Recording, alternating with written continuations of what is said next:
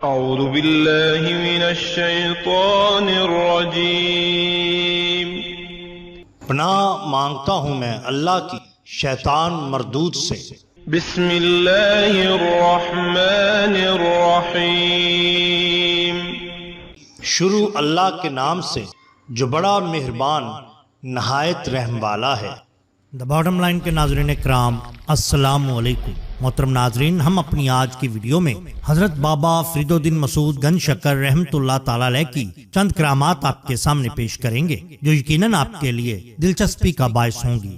ناظرین اکرام، شیخ العالم حضرت فرید الدین مسعود گنج شکر رحمۃ اللہ تعالی علیہ جو بابا فرید کے اسم گرامی سے زیادہ مشہور ہیں، زمانے وسطیٰ کے مسلمان صوفیاء میں ایک نہایت ممتاز اور بزرگ صوفی تھے۔ اجودن یعنی موجودہ پاک پتن میں ان کی خانقاہ کئی سال تک ہر فرقہ اور ہر قوم کے لوگوں کی زیارت گاہ بنی رہی اور آج بھی ہے۔ ماضی میں ہزاروں اشخاص یہاں آتے اور ان کی فیض صحبت سے روحانی تسکین حاصل کرتے۔ یہاں ایک پرسکون اور روحانی فضا تھی اور وہ لوگ جو دنیاوی آرزوؤں کے شعلوں سے خفیہ طور پر عذاب میں مبتلا ہوتے تھے، انہیں اس خانقاہ میں ایسی باد صبا کے جھونکے آتے جیسے کسی نئے عالم سے آ رہے ہوں۔ وہ ایک زندہ نور تھے جن کی تربیت سے سیرت کی تعمیر ہوتی تھی اور سوز و گداز پیدا ہوتا تھا، اور ہر اس شخص کو جو ان کی خدمت میں آتا متاثر کرتے تھے۔ اپنے وصال کے بعد آپ کا مزار شریف بھی ایسے ہی لوگوں کے روحانی اور دلی تسکین کا باعث بن رہا ہے۔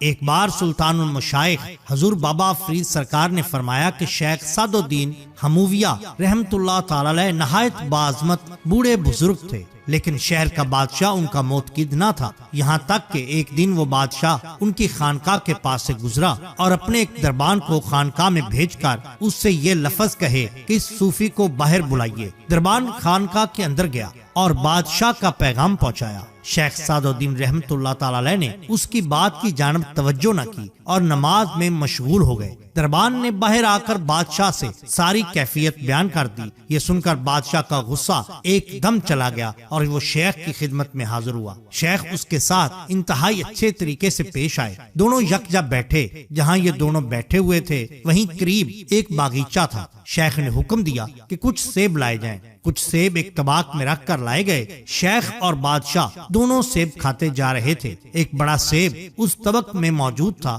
بادشاہ کے دل میں یہ خیال گزرا کہ اگر شیخ کا دل مجھ سے صاف ہے تو مجھ کو یہ بڑا سیب عنایت فرمائیں گے۔ جیسے یہ خطرہ بادشاہ کے قلم میں گزرا، شیخ نے اس خطرے کو کشف سے معلوم کر لیا۔ فوراً ہاتھ لمبا کر کے اس سیب کو طبق سے اٹھایا اور بادشاہ کی طرف متوجہ ہو کر فرمایا کہ میں ایک دفعہ سفر میں تھا۔ سفر کرتے کرتے ایک شہر میں پہنچا۔ میں نے شہر پناہ کے دروازے پر دیکھا کہ لوگوں کا ایک ہجوم جمع ہے اور ایک مداری تماشا دکھا رہا ہے۔ اس کے پاس ایک گدھا تھا اور اس نے اس کی آنکھوں پر پٹی باندھ کر اپنے تماشائیوں میں ایک انگوٹھی دی اور کہا کہ میرا یہ گدھا اس شخص کو ڈھونڈ لے گا جس کے پاس یہ ہوگی۔ چنانچہ تماشائیوں کے دائرے میں اس گدھے نے پٹی باندھے ہوئے گھومنا شروع کر دیا۔ وہ ہر آدمی کو سونگتا جاتا یہاں تک کہ اس آدمی کے پاس آ کر کھڑا ہو گیا جس کے پاس انگوٹھی تھی۔ مداری آیا اور اس نے اس شخص سے وہ انگوٹھی لے لی۔ اس واقعہ کو بیان کرنے کے بعد شیخ نے بادشاہ سے کہا کہ اگر کوئی شخص اپنی کرامت دکھاتا ہے تو گویا اس نے اپنے آپ کو اس گدھے کے برابر کیا۔ اگر وہ کرامت نہ دکھلائے تو تمہارے دل میں یہ خیال گزرتا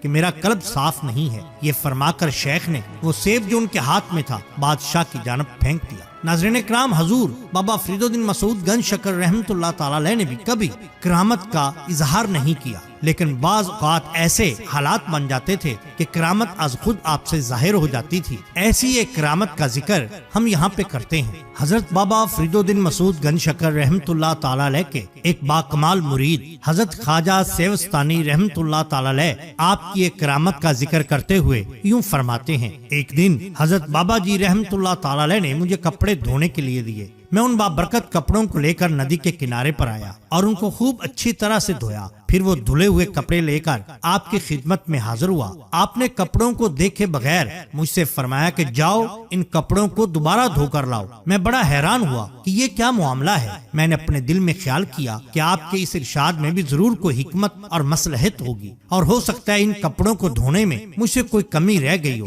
چنانچہ میں نے غور کیا تو مجھے یاد آیا کہ میں نے پہلے کپڑے دھوئے اور بعد میں وضو کیا۔ حالانکہ ادب کا تقاضا تو یہ تھا تھا کہ پہلے میں وضو کرتا اور پھر کپڑے دھوتا۔ چنانچہ میں نے وضو کیا، پھر 2 رکعت نماز نفل ادا کی، اس کے بعد کپڑوں کو بڑی احتیاط اور توجہ سے خوب اچھی طرح دھویا اور ان کپڑوں کو آپ کی خدمت میں لایا۔ حضور بابا فرید الدین مسعود گنج شکر رحمت اللہ تعالیٰ نے مجھ سے فرمایا کہ ان کپڑوں کو لے کر جاؤ اور ایک مرتبہ پھر دھو لاؤ۔ آپ کا یہ فرمان سن کر اب تو مجھے بڑی حیرت ہوئی، کیونکہ دوسری مرتبہ کپڑے دھونے میں نے تمام احتیاطیں برت چکا تھا جو مجھے برتنی چاہیے تھی، لیکن اس کے باوجود جب میں نے آپ کا ارشاد سنا تو اپنے دل میں خیال کیا کہ ضرور مجھ سے کوئی غلطی ہوئی ہے۔ جب میں نے اس بات پہ غور کیا تو مجھے یاد آیا کہ اس مرتبہ کپڑے دھونے کے بعد خشک ہونے کی غرض سے میں نے درخت کی ایک شاخ پر ان کو پھیلا دیا تھا۔ اس شاخ کے اوپر ایک اور شاخ ہے، اس پر پرندے بیٹھے ہوئے تھے۔ ممکن ہے ان پرندوں میں سے کسی پرندے نے کپڑوں پر بیٹ کر دی ہو اور وہ ان کپڑوں پر گری ہو۔ چنانچہ میں نے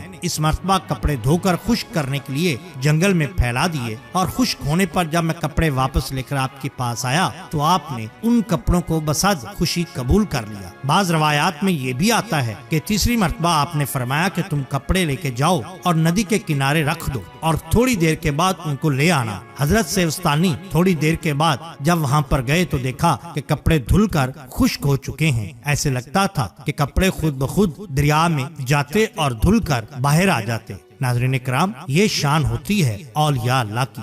ناظرین اکرام، ہم ہر ماہ لنگر چشتیہ کا انتظام کرتے ہیں جس میں دوست احباب اپنی حیثیت کے مطابق حصہ ڈالتے ہیں۔ اگر آپ بھی لنگر چشتیہ میں اپنا حصہ ڈالنا چاہتے ہیں تو درج ذیل نمبر پر صرف 50 روپے کا جائز کیش کرا کر اپنا حصہ ڈال سکتے ہیں۔ اگر آپ کو ہماری یہ ویڈیو پسند آئی ہو تو لائک کیجئے، سبسکرائب کیجئے ہمارے چینل دا باٹم لائن کو، تاکہ ہم آپ کے لیے اور بھی بہترین ویڈیوز لا سکیں۔ اپنا، اپنے دوستوں کا، گردنوا کے لوگوں کا بہت خیال رکھیے۔ اللہ اور اللہ کے رسول صلی اللہ علیہ وآلہ وسلم سے بے حد محبت کیجئے۔ آپ کا بہت شکریہ۔ اللہ حافظ۔